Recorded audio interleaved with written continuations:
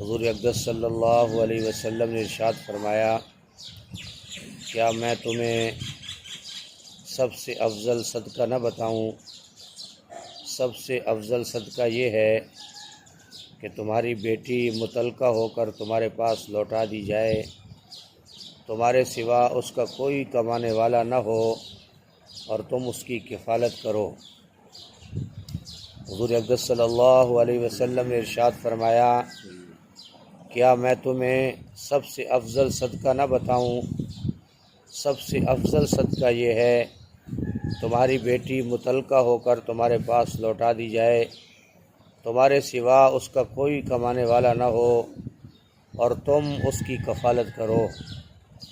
حضور اقدس صلی اللہ علیہ وسلم نے ارشاد فرمایا، کیا میں تمہیں سب سے افضل صدقہ نہ بتاؤں؟ سب سے افضل صدقہ یہ ہے کہ تمہاری بیٹی متعلقہ ہو کر تمہارے پاس لوٹا دی جائے، تمہارے سوا اس کا کوئی کمانے والا نہ ہو، تم اس کی کفالت کرو۔ دوسری حدیث مبارکہ ہے، حضور صلی اللہ علیہ وسلم نے ارشاد فرمایا، بچے کو 7 سال کی عمر میں نماز سکھاؤ اور 10 سال کی عمر میں نماز ترک کرنے پر اسے مارو۔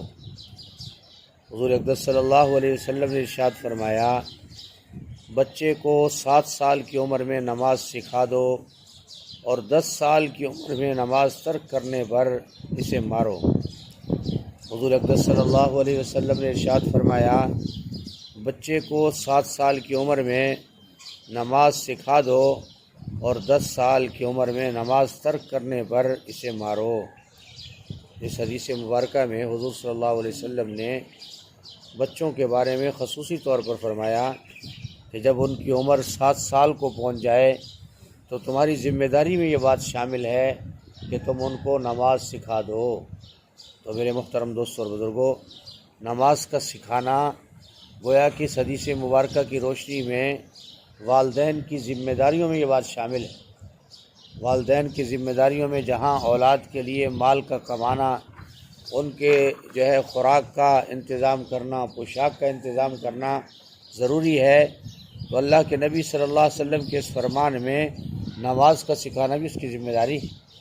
اور ماں باپ یہ کہے کہ یہ خود بخود نمازی بن جائیں گے، تو فرمایا جب بچپن میں ماں باپ نے اس کی عادت نہ ڈالی، اپنے ساتھ نہ لایا اور نماز کا فرمایا کہ اہتمام نہ کروایا، تو بڑا ہو کر کہاں اس کے دماغ میں بات آئے گی؟ اور پھر ایک سے دوسرا جب باپ کی اولاد کی تربیت اس کے باپ نے نہیں کی تو آگے اس کی کون کرے گا؟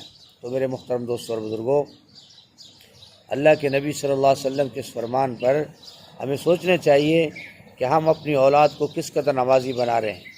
نماز کا سکھا دینا، نماز کا نمازی بنا دینا اور نماز کا اس کو عادی بنانا، یہ والدین کی ذمہ داریوں میں شامل ہے، جس طرح دیگر کاموں میں ذمہ داری ہے۔ تو فرمایا 10 سال کی عمر میں اگر نماز نہیں پڑھتے تو باپ کو حکم ہے کہ اس کو مار کر نماز کا عادی بنائے تاکہ وہ نمازی بن جائے۔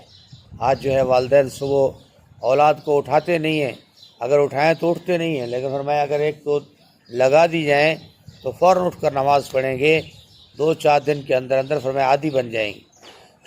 فرمایا جس طریقے سے بچے نے دنیا کا کام کرنا ہو اور اس کام کو نہ کرے تو ماں بھی پریشان اور باپ بھی، فرمایا کہ ہر ہیلہ کرتے ہیں۔ تو میرے محترم دوستوں اور بزرگوں، اس طریقے سے نماز کا ہیلہ بھی کرنا چاہیے اور نمازی بنانے کے لیے والدین کی ذمہ داریوں میں یہ بات شامل ہے کہ اس کی نماز کے بارے میں فکر کریں۔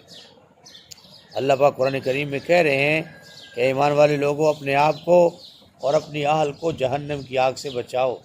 تو جہنم کی آگ سے بچنے کا راستہ یہی ہے کہ آدمی خود بھی 5 وقت کا نمازی ہو اور اپنی اولاد کو اپنی زندگی میں 5 وقت پہ نماز پر دوام اختیار کرتے ہوئے دیکھ کر جانا چاہیے۔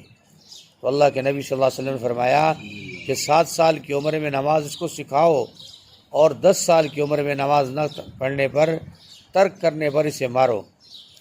حضور اقدس صلی اللہ علیہ وسلم نے ارشاد فرمایا، اپنے بیٹوں کو تیراکی اور تیر اندازی سکھاؤ۔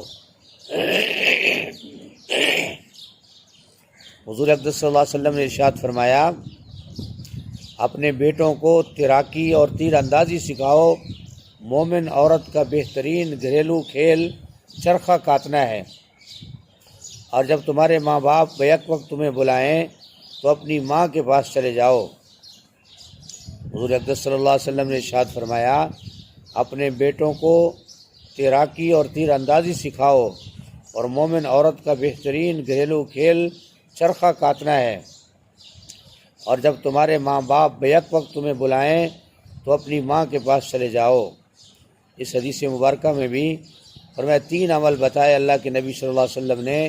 ایک تو یہ بتایا کہ کھیلوں میں سے اگر تم اپنے بیٹوں کو کوئی کھیل سکھانا چاہتے ہو تو کون سی کھیل سکھاؤ؟ تیر اندازی اور تیرنا جو ہے، یہ 2 کھیل اللہ کے نبی صلی اللہ علیہ وسلم نے اپنی امت کو تعلیم فرمائے ہیں۔ لیکن ہم تو بھائی کرکٹر ہیں، اور کرکٹ بڑے بھی چھوٹے بھی، اس پہ جوا لگانا، اس کو دیکھنا، یہ تو بہت بڑا وقت کا ضیاع اور گناہ ہے۔ لیکن اللہ کے نبی صلی اللہ علیہ وسلم نے کس کھیل کی اجازت دی ہے؟ فرمایا کہ تیرنے کی اور تیر اندازی کی، یہ دونوں زبردست قسم کی چیزیں ہیں ایمان والوں کے لیے۔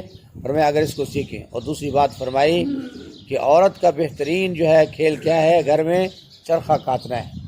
اس چرخے سے مراد یہ بھی لی جا سکتی ہے کہ اپنی بیٹی کو گھر کے کام کاج سکھانے چاہیے۔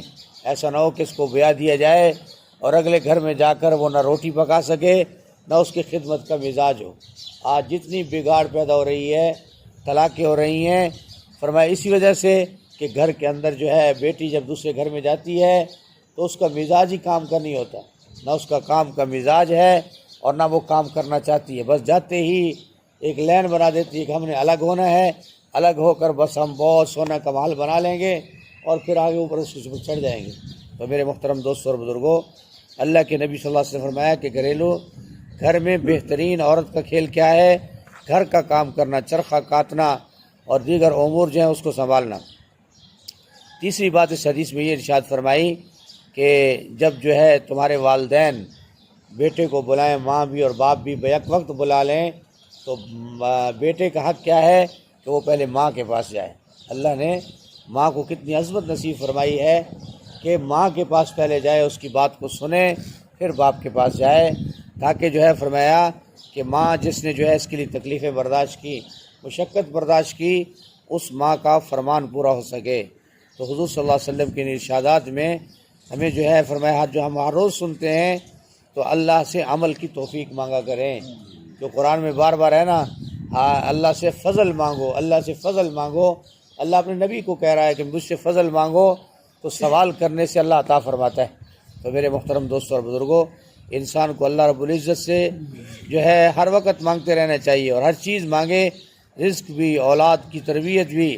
نبیوں نے جب بھی اللہ سے دعا مانگی کیا کہا؟ رب ہب لی من الصالحین، یا اللہ ہمیں نیک اور صالح اولاد عطا فرما۔ اولاد اللہ کی بڑی نعمت ہے، اگر نیک اور صالح ہو تو مرنے کے بعد بھی ذخیرہ جاری رہتا ہے اور ماں باپ کو اصال ثواب ہوتا رہتا ہے۔ اللہ پاک ہم سب کو جو حدیث مبارکہ ہم نے سنی ہے، اللہ ہمیں اس پر عمل کرنے کی توفیق عطا فرمائے۔ الحمدللہ رب العالمین والعاقبۃ للمتقین والصلاۃ والسلام علی سید الانبیاء والمرسلین۔ اللہم انک عفو کریم تحب العفو فاعف عنا یا کریم۔ اللہم احسن عاقبتنا فی الامور کلہا واجرنا من خزی الدنیا وعذاب الآخرہ۔ اللہم اکفنا بما شئت، اللہم انا نجعلک فی نحورہم ونعوذ بک من شرورہم۔ اللہم انی اسألک الہدی والتقی والعفاف والغنی، لا الہ الا